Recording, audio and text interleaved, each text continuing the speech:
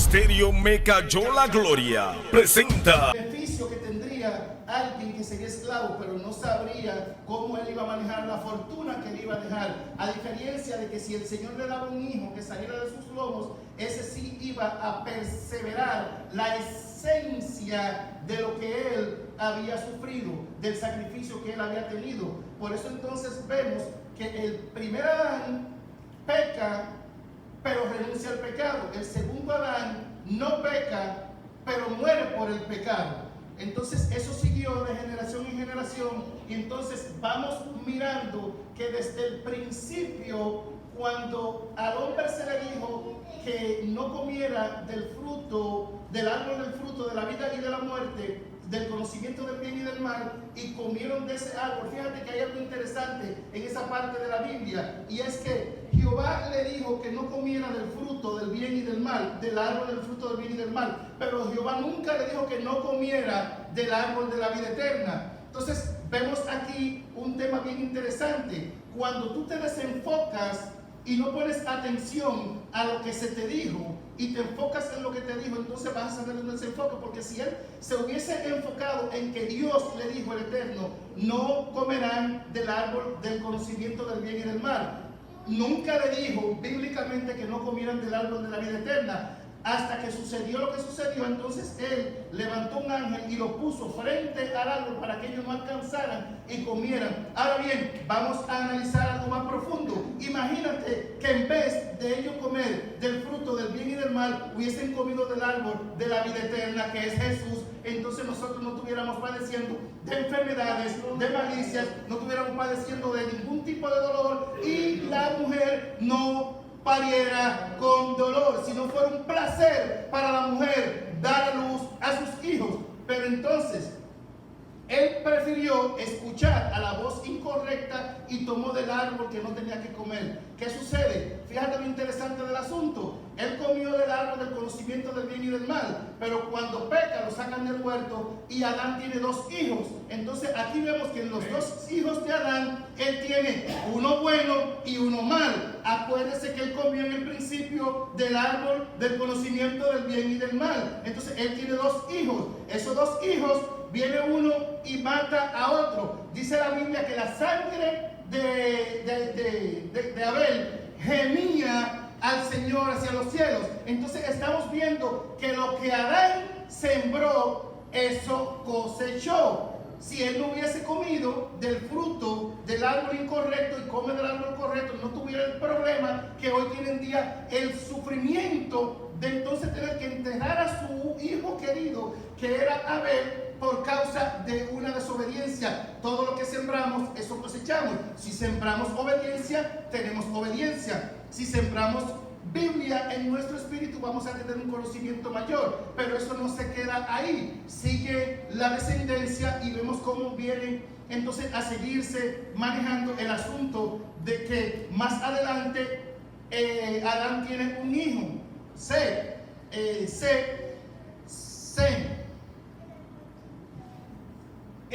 Viene descendiendo la descendencia de Noé. Noé tiene tres hijos. Uno de ellos, Can, Jafet y Shem, le dicen en hebreo Set. Entonces, ¿qué sucede? Que bíblicamente aquí tenemos que Can era el primero. En la Biblia aparece Can como un segundo, pero en el original Can aparece como el primero. Aquí viene Noé, tiene tres hijos. Una vez más, volvemos al principio. El primero ve al padre desnudo y descubre la desnudez del padre. Comete un pecado en contra de su padre, denuncia la desnudez de su padre. Sígame aquí, que vamos a llegar a algún lugar. El segundo Jafet y el tercero Set. Pero ¿qué sucede? Que de la descendencia de Set viene la descendencia de Abraham. Cuando Noé le da el decreto para bendecir a sus hijos, él literalmente maldijo a Can, de donde vienen los filisteos y donde vienen entonces el conflicto que tiene el pueblo de Israel en contra. Todo viene de esa descendencia. Viene y maldice a Can, pero entonces le dice: siervo de tu siervo, siervo de siervo será de Jafet y siervo de siervo será de Sem. Aquí vemos que se repite la misma historia desde un principio. El primer Adán, el segundo Adán. Tenemos a Can, que es el primero, tenemos al hijo de la promesa, que es el segundo. De Set viene la promesa de Abraham. Abraham tiene dos hijos, una vez más, Ismael y Isaac. Entonces vemos que se repite la misma historia. El primero hijo de la esclava que no hereda, pero el segundo viene siendo Isaac, que es el hijo de la promesa. Pero ¿qué sucede? Que entonces Isaac tiene dos hijos otra vez. Entonces tenemos a Esaú y tenemos a Jacob. Jacob, Esaú es el primero, pero Jacob es el segundo, que es el hijo de la promesa. Y sucesivamente vemos que se sigue dando que el segundo es el hijo de la promesa. Entonces entendemos con un poquito más de profundidad el por qué Abraham estaba preocupado de que su hijo no fuera el esclavo, porque había una promesa que se le había dado a Abraham, que el hijo saldría de sus lomos. Pero entonces seguimos el mismo drama. Jacob tiene varios hijos, entre ellos Rubén, que era el primero. Entonces sigue la descendencia de Jacob. ¿Qué sucede? El primero se acuesta con una de las esposas de Jacob, y cuando Jacob lo va a bendecir, dice Jacob: oídme, hijos de Jacob, y escuchad, hijos de Israel. Hay una diferencia entre oír y escuchar. Si hubiese pasado en el principio que en vez de Adán haber escuchado y no haber oído, si él hubiese escuchado la voz de Dios y no hubiese oído a la serpiente, no hubiésemos estado en el lugar en donde estamos. Él literalmente maldijo a Rubén porque se acostó con una de las mujeres de él. Entonces seguimos con el mismo drama. Entonces tenemos que Rubén, que es el primero, queda destronado. Entonces viene siendo Judá, que es el segundo. Pero entonces seguimos con el mismo trama. Entonces José es vendido por sus hermanos y llega a Egipto. En Egipto él tiene dos hijos, Efraín y Manasés. Se repite la misma historia. Cuando Israel está bendiciendo a sus hijos, vienen y cruzan las manos, y él le dice: no cruce las manos otra vez así. Él le dice: no, yo sé lo que estoy haciendo, porque al final el de la promesa nunca va a ser el primero, siempre va a ser el segundo. Por eso no es de sorprendernos que desde el principio a nosotros se nos prometió una promesa, y hoy estamos viviendo el producto de la promesa, que es Cristo Jesús. Amén.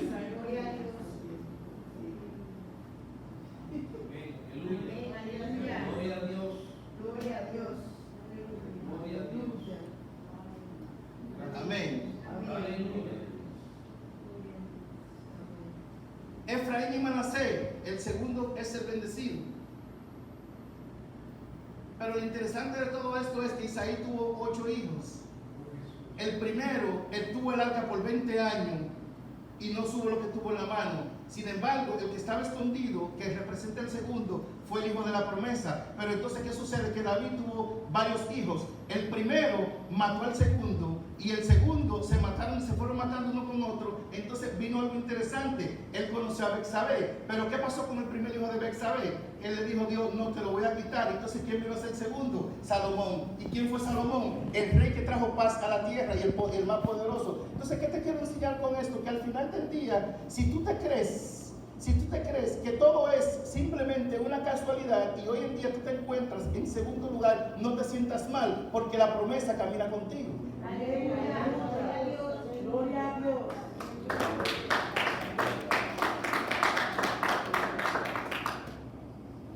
Santo. Hasta este día, ese pacto perpetuo se maneja. En mi casa somos 5. Mi papá me ponía la mano en la cabeza y me decía: tú vas a ser el que va a sacar esta familia hacia adelante. Y yo me preguntaba: pero ¿y por qué? Si el más grande es el mayor. Y él me decía: tú eres el que va a sacar esta familia hacia adelante, tú eres la que va a ser la bendición para la familia. Y yo decía: pero ¿y por qué razón? ¿Por qué? No entiendo. Pero si Frank es el mayor y yo soy el segundo. Entonces, cuando me voy a la Biblia, me doy a entender que él, mi papá, que se llamaba precisamente Efraín, él bíblicamente sabía lo que estaba haciendo. ¿Qué sucede? Que él me bendijo a mí. Déjame decirte en este momento y en esta hora, la bendición que tú declaras sobre tus hijos va a ser una bendición perpetua, de generación en generación. No te creas que cualquier palabra que tú le dices a un hijo tuyo quedará sin recompensa. Mi padre me bendijo y me dijo: tú vas a ser la bendición para esta casa. Y déjame decirte que el primero que viajó en mi casa fui yo, el primer empresario fui yo, el que le hizo una casa a mi mamá fui yo. Yo soy el segundo de la casa y he sido el más próspero de todos mis hermanos. ¿Por qué? Porque la promesa siempre recae sobre el segundo. Muchas veces queremos ser el primero, pero Dios no te llamó a ser el primero, Él te llamó a ser el segundo, porque la promesa no la lleva el que siempre quiere estar al frente, siempre la lleva el que quiere ser el segundo. Déjame decirte, en este día, nunca trates de ser el primero, siempre trata de ser el segundo, porque detrás del segundo es donde se esconde la promesa. Yo tengo 2 hijos. El mayor es bien tranquilo, pero el segundo, cuando yo lo miro, yo dije, este es el de la promesa y es el que viaja conmigo, es el que me llama. El primero pasa meses y no me llama, pero el segundo siempre me dice, yo te amo, pa, I love you, pa, I miss you, pa, what will you do, pa. Y siempre, porque él habla más inglés que español, porque nacieron aquí. Pero yo dije, pero fíjate qué interesante del asunto, que por generación y por generación, el Padre mío me ungió como el bendecido de la casa, pero hoy mi hijo que lleva mi ADN está cargando la misma bendición y la prosperidad que viene desde el principio hasta el día de hoy. Bendito sea el nombre de Jehová.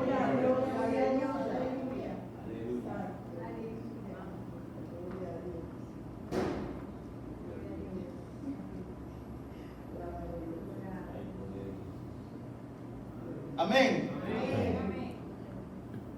Abraham no era el primero, Arán era el primero, Abraham era el segundo, fue el de la promesa. Y así hasta el día de hoy vemos cómo la palabra se perpetúa en nosotros. Jesús es el primogénito de todo. Nosotros somos el segundo, el de la promesa. ¡Qué bendición! Él dijo, yo soy el primogénito de todo. Dice Hebreo 1:1 que que por Él fue todo hecho. Que Él es el resplandor de la gloria de Dios. Imagínense que Jesús, nuestro Jesús, es el resplandor de la gloria de Dios y nosotros estamos bajo la cobertura del resplandor de su gloria. Quiere decir que cuando nosotros caminamos en la calle, cuando entramos a un supermercado, no llega Juana, ni llega Pedro, ni llega Rosmary, ni llega Maribel, llega el resplandor de la gloria de Jesús. Si tú te creías que tú simplemente caminabas porque eres cristiano, déjame decirte que ese no es la forma de pensarlo. Cuando tú caminas y tú miras alrededor, tú vas a ver que quien está caminando es parte del resplandor de la gloria de Jesús.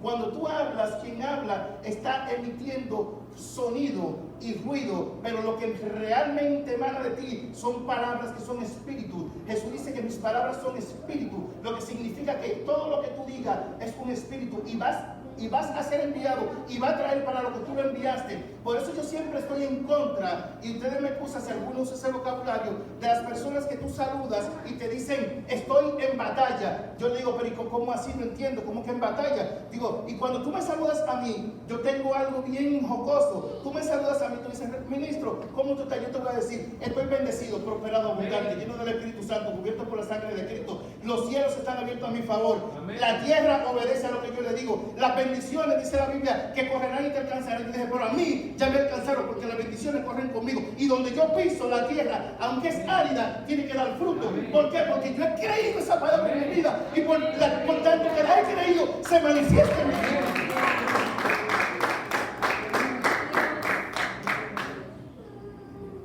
Porque tú tienes que entenderlo, las palabras que salen de tu boca, tú tienes que tener el conocimiento de lo que sale de tu boca. Las palabras que salen de tu boca no son simplemente palabras. Piensa antes de hablar, porque una vez que envías la palabra, va a traer para lo que vino. Si dices que estás en una batalla, tú sabes lo que va a pasar otro día. Te van a cortar el cable, te van a cortar el internet, te van a llamar del seguro del carro, te van a llamar de la casa. ¿Por qué? Porque tú decretaste una palabra que te batalla. Pero cuando tú te paras firme y tú dices, ¿sabe qué? La Biblia dice que las bendiciones correrán y me alcanzarán, pero yo me paré para que me alcancen. Ahora me alcanzaron, ahora camino con las bendiciones. ¿Están mirando la diferencia? Entonces, yo soy bendecido, soy prosperado, soy abundante, lleno del Espíritu Santo, cubierto por la sangre de Cristo. ¿Qué tú crees que va a pasar cuando los demonios que están en planificación para atacarte escuchan que de tu boca sale que tú dices, yo estoy cubierto por la sangre de Cristo, lleno del Espíritu Santo, estoy en bendición, estoy activo? Cuando tú dices y tú confiesas con tu boca, lo que yo confieso con mi boca será hecho. Si tú tú proclamas bendición, ¿qué tú crees que va a venir hacia ti? Amén. Bendición. Amén. Amén. Gloria a Dios. Gloria a Dios. Gracias. Raúl, ¿cómo tú estás? Bendecido, prosperado, abundante, lleno del Espíritu Santo, cubierto por la sangre de Cristo. Los cielos están abiertos, las bendiciones me alcanzaron. La tierra obedece cuando yo hablo. Los mares se detienen si le digo al monte que se mueva. Y cuando comienzo a mencionar y a decretar promesas que están vivas en mí, las promesas se han hecho vida en mí. Porque lo estoy decretando con la palabra. Porque es muy fácil para las personas decir, acepto a Jesús como mi único Salvador, y lo confiesan y lo creen en su corazón, pero se le hace difícil creer que la prosperidad es parte de la bendición de Jesús. Entonces, hacen la confesión de fe, pero dejan la salud fuera, dejan la bendición fuera, dejan la prosperidad fuera, dejan todo fuera, aprovechan la vida eterna, pero entonces lo que viven aquí en la tierra quieren pasarse la vida entera mendigando, porque entonces tienen un conocimiento de algo, pero no saben el valor del conocimiento, porque el conocimiento solamente tiene valor si tú lo manifiestas con la palabra. Por eso dice que en el principio era el verbo, y el verbo era con Dios, pero ahora el verbo es carne, el verbo es carne. El verbo es carne, y esta carne fue llenada del Ruach HaKodesh, del Espíritu Santo de Dios, lo que significa que tú tienes por dentro la autoridad y el poder para que todo lo que tú decretes sea manifestado aquí en la tierra como sea manifestado en los cielos. Pero tú tienes que creerlo y tener la convicción de que dentro de ti está toda la autoridad que tú necesitas para hacer que las cosas se manifiesten. Gloria a Dios. Gloria a Dios. Bendito Dios. Aleluya. Abraham sabía ese secreto. Él sabía ese secreto. Él sabía que un esclavo no tenía la autoridad para gobernar lo que a él se le había entregado. Él sabía ese secreto. Por eso era la preocupación de Abraham. No se crea que la preocupación de Abraham era simplemente una preocupación de egoísmo o que quería dársela de que quería. No, porque ya él tenía un hijo, sierva. Ya Abraham tenía un hijo que salió de sus lomos. Pero ¿por qué tanta la preocupación de Abraham de tener un hijo? Pero si ya tú tienes un hijo, ¿cuál es el problema? Chicos, si ya con uno es suficiente. Si tú me dices a mí que me hubiese quedado con uno, pero Dios me dio Dios. Gloria a Dios. Pero ya tú tienes un hijo. Ismael es tu hijo. ¿Cuál es el problema? Porque él sabía que lo que él carga, la autoridad y el poder que él cargaba por dentro, no se le podía dar a una gente que tuviera la mente de esclavo. Tenía que dárselo a un hijo que saliera no de sus lomos, sino que saliera de su corazón. ¿Ves la diferencia? Porque Ismael salió de sus lomos, pero no salió de su corazón. No era parte de la promesa. Nosotros somos parte de la promesa. Salimos del corazón de Cristo. Por eso Él dijo, es necesario que yo me vaya. Es necesario que yo me vaya y no los dejaré huérfanos. Les dejaré el Consolador. Quiere decir que Jesús nos cuida tanto que cuando estaba en la tierra nos cuidaba a Él, y cuando se fue dejó que nos cuidara. Bendito sea el nombre de Jehová.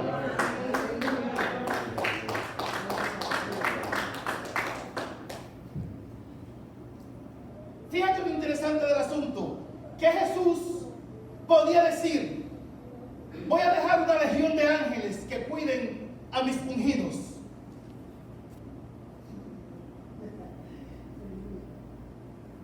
Él lo podía hacer, pero él dijo, yo tengo que dejar a alguien no que esté alrededor de ellos, sino que esté dentro de ellos. Porque dice él más adelante, y él tomará de lo mío y los hará saber. Lo que significa es que cuando reconocemos que el Espíritu Santo está en nosotros, las acciones que nosotros tomamos tienen que parecerse a las de Cristo. El amor que nosotros damos tiene que parecerse al amor de Cristo. La misericordia que nosotros damos tiene que parecerse a la misericordia de Cristo. La Biblia dice que Jesús tuvo compasión de ellos, lo que significa que cuando el Espíritu Santo viene dentro de nosotros, esa misma compasión está en nosotros, y cuando caminamos en la calle tenemos que sentir compasión por aquellos que están perdidos, porque lo único que un impío va a sentir de ti es el amor y la compasión que está dentro de ti. Tú puedes hablarle a un impío de Cristo y él conoce a Cristo, puedes hablarle del Espíritu Santo y conoce al Espíritu Santo, pero lo único que él va a recibir de ti es el amor y la compasión, porque si hay algo que tú no puedes fingir es el amor y la compasión. Tú puedes decirle a Cristo te ama de la boca para afuera, pero él se dará de cuenta si cuando tú le dijiste Cristo te ama viene del corazón, porque lo que viene del corazón viene con compasión y con misericordia. Por eso tú le dices a un hijo tuyo te amo, y él no va a sentirse de ninguna manera ni se va a sentir extraño. Pero si tú le dices a una persona extraña que tú no conoces te amo, te va a mirar medio raro y va a decir, epa, ¿qué está pasando? Algo raro está pasando. No, yo te amo. ¿Tú sabes por qué yo te amo? Porque yo tengo compasión de ti, porque yo quiero que tú estés conmigo en la vida eterna. Yo no quiero que tú te quedes aquí, yo quiero que te vayas conmigo. Esa es la forma más adecuada y más correcta para tú ganarte una persona, porque tú le estás diciendo, yo simplemente no te estoy diciendo que te amo para que te sientas bien, yo te estoy diciendo que te amo porque verdaderamente lo siento, porque el amor de Cristo está en mí, porque el Espíritu Santo me mostró tu corazón y me dijo que tú estás triste, que estás amargado, que estás a punto de cometer un suicidio. Eso solamente se le revela a la gente que tiene compasión y misericordia por las almas perdidas. Bendito sea el nombre de Jehová.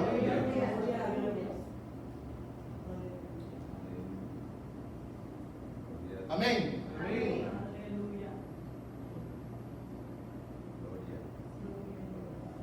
Gloria a Dios. Aleluya. El amor no se finge, la compasión no se finge, la misericordia no se finge. Eso es algo que emana de la piel y la gente lo percibe.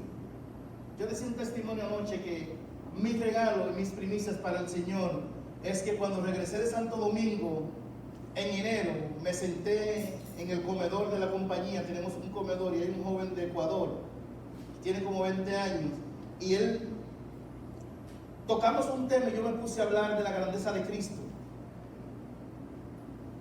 Y yo estoy hablando y estoy mirando que él está fascinado por escuchar la grandeza de Cristo. Y le digo, Cristo es bueno, y él es bueno, él es bueno. Y me dice, ajá, yo le dije, él es bueno, Cristo es maravilloso. Y me dice, sí. Yo le dije, ¿tú quieres a Cristo? Y me dijo, sí. Yo decía anoche que ahí no había un púlpito, ahí no había un micrófono, ahí no había una ofrenda, ni un diezmo, ni una primicia, ni un pacto. Pero cuando tú caminas con el conocimiento de que lo más importante para Dios es una alma, y esa fue mi primicia, porque entonces yo le dije, ok, repite conmigo. Hizo la oración de fe y yo le dije, desde hoy tú jamás vas a ser igual, tú vas a ser diferente, porque ahora tú le has dado lugar al Espíritu Santo de Dios para que entre dentro de ti y more contigo, y Él caminará contigo y Él te enseñará lo que has de hacer. Tú sabes lo impresionante que es para el Eterno que tú estás fuera de tu zona de confort. Tú estás en tu trabajo, donde supuestamente en Estados Unidos tú no puedes hablar de religión, pero a mí no me importa eso, porque quien me llevó a mí ahí no fue la compañía, quien me llevó ahí fue Cristo, porque estando yo en esa compañía, 3 personas le han dado la vida a Cristo. Alábalo, que Él vive y que su nombre sea glorificado. Amén. 3 personas le han entregado su vida a Cristo desde que yo entré a esa compañía. ¿Sabes qué? Dios me llevó a esa compañía para que esas 3 personas fueran salvas. Si yo me tengo que ir hoy de la compañía, yo me voy a ir con todo el amor del mundo, porque mi trabajo no era enderezar carros ni reparar carros. Mi trabajo era que Dios me llevó ahí para que ellos fueran salvos. ¿Por qué? Porque yo aprendí algo del Eterno, y es que tú tienes que dar por gracia lo que por gracia recibiste. Él me rescató a mí del alcohol, me rescató a mí de la barra y de la calle, y yo me siento tan agradecido con el Señor que si yo no hago lo que Él hizo conmigo en otros, me siento que no estoy haciendo nada.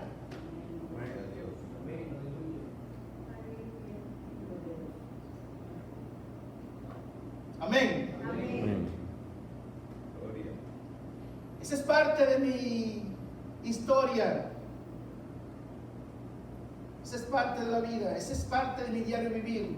Siempre tengo el oído presto para escuchar cuando el Espíritu Santo quiere que alguien le entregue su vida a Cristo.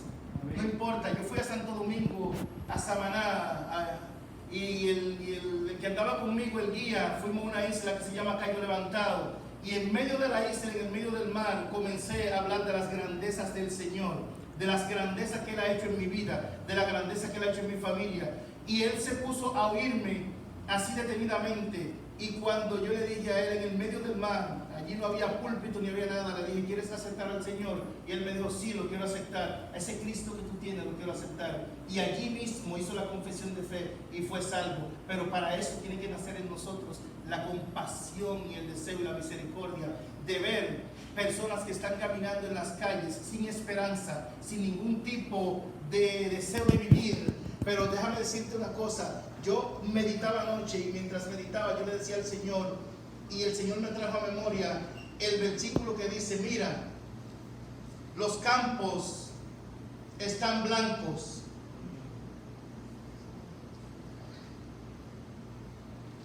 Los campos están blancos.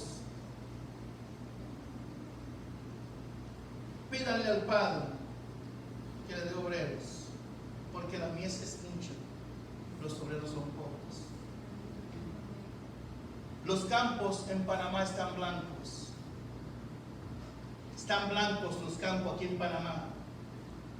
Las calles están llenas de mies. Necesitamos los obreros para que vayan a la mies. Cuando el mundo está en caos, es la mejor oportunidad para que el pueblo de Cristo salga a pescar. En Santo Domingo hay un dicho que se dice que en mar revuelto, ganancia de pescadores. Panamá, los campos están blancos. Ese es el mejor momento para pescar. Y vamos a tener una pesca milagrosa. Vamos a tener una pesca tan grande como la que tuvo Pedro cuando tiró su primer discurso, que se convirtieron 3,000. En el nombre de Jesús. En el nombre de Jesús. Escúchame bien. Los campos están blancos. Vamos a tener una pesca en Panamá milagrosa, en donde miles y miles y miles y miles de almas van a venir corriendo a los pies de Cristo. Lo puedes escribir en este día. La gente va a correr a las iglesias porque no tienen esperanza en el mundo. Se le acabó la esperanza en el mundo. Lo han probado todo y no le han encontrado sabor a nada. Nosotros somos la sal de la tierra y nosotros le vamos a dar vida al que necesita vida, porque nosotros somos la sal de la tierra y ellos no tienen sal, ellos están insípidos, sin ningún tipo de sabor, sin ningún tipo de esperanza. Ellos no tienen el conocimiento del valor que nosotros tenemos de lo que es la salvación, de pasar una vida entera sin enfermedad, sin dolores, sin tener que trabajar para pagar los biles, sin tener que estar caminando en carro y echando gasolina. Nosotros tenemos esa fe y la vamos a compartir. Escúchame bien, los campos están blancos en Panamá. Va a venir una pesca milagrosa para este pueblo y para esta ciudad, que las personas van a ser por miles que van a venir corriendo a las iglesias en el nombre de Jesús. Lo puedes escribir el día de hoy. Lo puedes escribir el día de hoy. Lo puedes escribir que el ministro Raúl Mercedes decretó una palabra, que viene una multiplicación. La gente va a correr a las iglesias porque la gente se le acabó la esperanza de vivir afuera, y la única esperanza que tiene, ¿sabe cuáles son? Nosotros. Amén. Así que Panamá, prepárate. El epicentro en un tiempo del evangelio fue Puerto Rico.